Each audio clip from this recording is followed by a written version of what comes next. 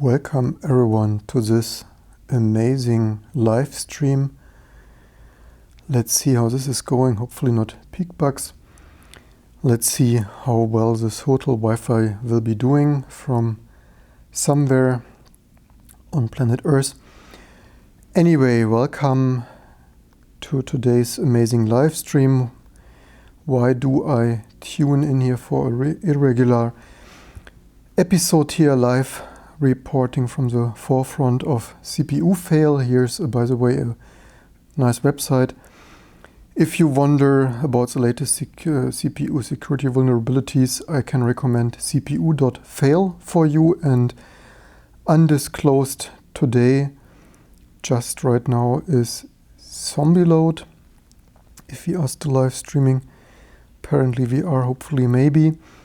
So what is CPU fail? Of course, a new security vulnerability in Intel CPUs. Oh, I clicked wrong. Modern websites also need to click on the right. So this is from some of the same security researchers as the previous Spectre and Meltdown. And what is really a scandal here is what also Matthew Green, known security researcher, points out here, discusses on Twitter. So not only looks like Intel is in trouble again, yeah, no surprise, no shit Sherlock. Meltdown Redux, Intel flawless hackers, siphon secrets, just as previously. And this real scandal here, in my opinion, also mean not only that the Intel CPUs are apparently full of security bugs, but also security researchers talked about similar kind of scenarios for years already, and Intel and such mostly hand-waved them and ignored them as they're not relevant in praxis. And hey, 0 frames, amazing. Did I know? Click here, so much to modern websites. I can click. So what is the real scandal here is, to reiterate here, says Matthew Green, to reiterate, Matt, being forced to sit on results of his research for over a year carries a high cost. If the company asks for this and then repeatedly downplays the severity of the work, the next vulnerability should come with a 90-day disclosure deadline. So what is happening? Intel, of course, as usual, says, yeah, nah, it's not so much, there's nothing to see, just carry on. And then needs 1 year non-disclosure time here, which in my opinion is also completely crazy. So for 1 year, all the hackers and crackers in the world, government agencies and such, could snitch up here all your virtual machine stuff and so on. So yeah, on one hand, Intel needed 1 year of non-disclosure time, and then they say, yeah, there's nothing to see, just carry on. Anyway, wanted to point this out. So what is this? I hope I opened here already. Yeah, here is the download. Is, by the way, it looks like software, but of course this is a research paper, and that you can and should read here in full detail or something like that. And of course, as usual here, quite in-depth paper, as so often, again, using the same timing attack here of the internal microarchitecture to slowly but steadily pull out there some bits out of other virtual machines, of other guests, or even the hypervisor. And what is also noteworthy here is that latest Intel CPUs since a couple of years also have other security stuff, which I'm only checking as a drop frames. And yeah, here's a microarchitectural root case. Here, of course, can't repeat here everything. It's probably for you to study here if you're interested in this kind of thing. And yeah, here, the usual timing attack here of slowly and steadily pulling out there some speculative data out of there, some data leakage 1 bit at a time. And you see here also the tested environments from Ivy Bridge, Skylake, Coffee Lake, and so on, variant 1 and 2. And of course, Intel, again, after 1 year, I mean, it's ridiculous, 1 year of time for this.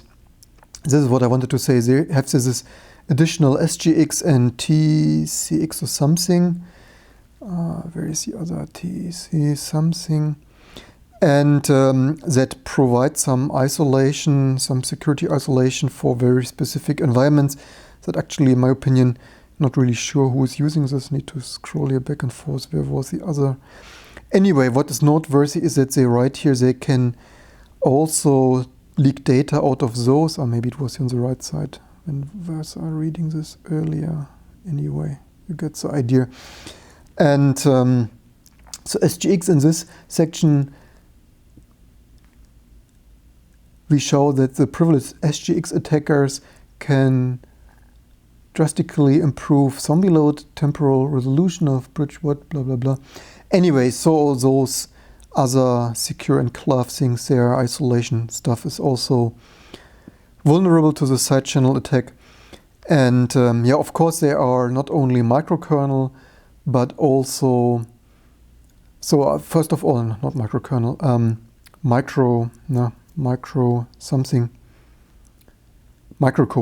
updates, and that you either can load with the BIOS or in your operating system like Linux, and of course also Linux kernel updates. So when we go to kernel.org, hey, 0 frames, amazing, can't even believe this, although we only stream with 2.5 Mbit, but anyway, so there is of course Linux kernel of all the relevant long-term releases, and of course latest stable 5.1.2, and what is noteworthy here, this 5.1.2 release is nearly 99 or 100% only this MDS speculation here, x86, you see here all these changes. So of course the Linux kernel developers and such maintainers have worked here for months, certainly in tandem with Intel and maybe even Microsoft and such, on this security vulnerabilities. And yeah, you want probably to apply this, but as you probably already expected, this comes with quite some hefty performance impact. Apple apparently, according to this Venture Beat or so site, they write here the usual clickbait 50% performance hits, up to, right, up to, not always up to. This number here comes from Apple, I think, but other people speak about lower numbers. I mean, not only to mention that even Intel, that Intel obviously claims this only as a 2-3% performance loss, but your mileage may vary. This is at least what Apple said here somewhere. Is here, by the way, in Google's case, Chrome OS, blah, blah, blah. Was the number of Google or? Anyway, here, update. Intel page discusses the vulnerabilities, downplays the performance impact, suggesting that the performance impact is small, up to 3% without disabling hyperthreading. But yeah, how much you want to trust these numbers. But here is Apple says it found as much as 40% reduction in performance with tests that include multi-threaded workloads. Maybe, I'm not sure if 40% includes disabling SMT, maybe not. But you also wonder how much of Intel's performance is still left.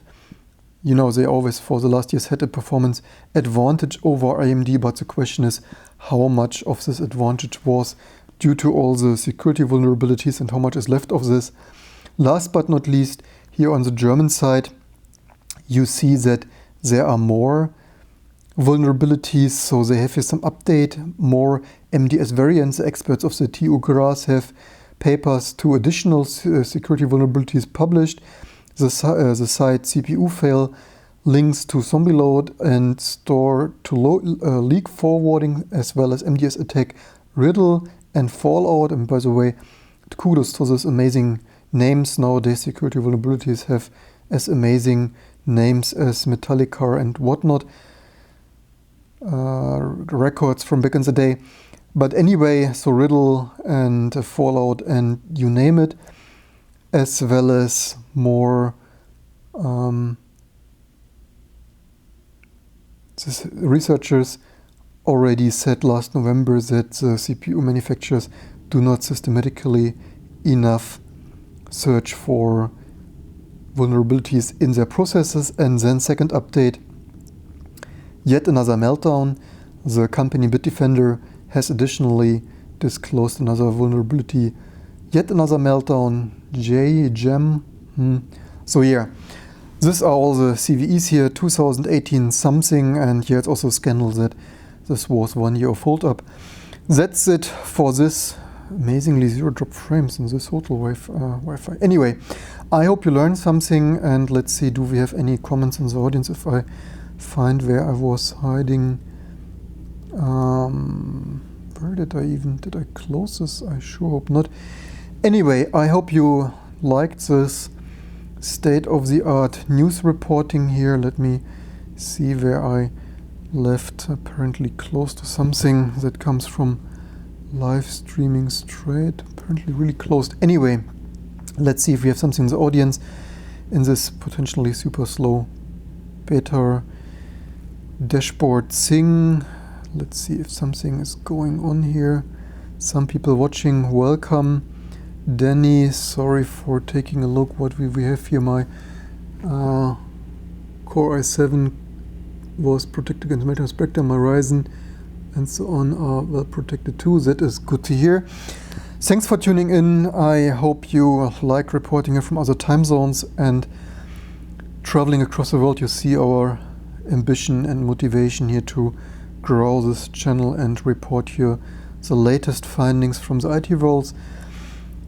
Yeah, with that it's probably time to say good night here from across the Atlantic.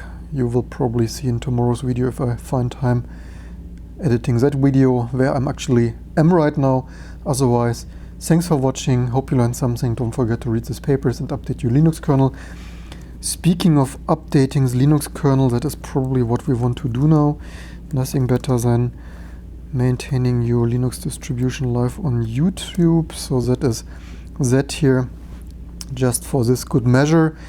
And if someone tunes in here, which by the way we should close our own video feed here for frame drops, but yeah, zero frame drops.